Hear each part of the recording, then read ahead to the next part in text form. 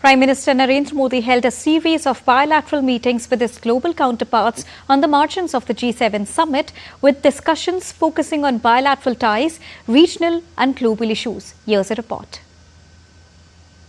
Prime Minister Narendra Modi concluded a productive visit to Canada, where he participated in the G7 Outreach Summit. Reaffirming India's commitment to strengthening global partnerships, Prime Minister Modi met various world leaders on G7 margins and discussed bilateral ties.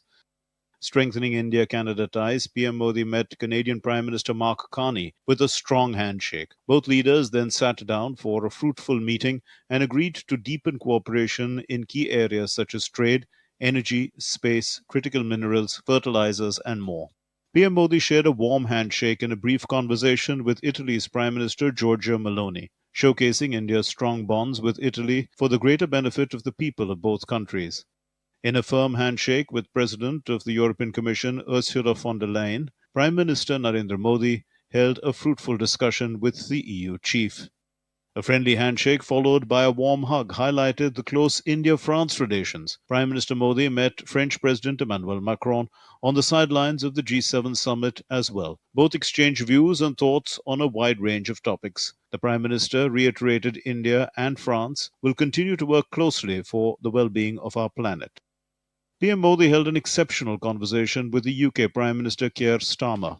The friendly gesture by the UK Prime Minister while meeting PM Modi reaffirmed the growing ties between the two nations. India and the United Kingdom covered areas like trade and commerce.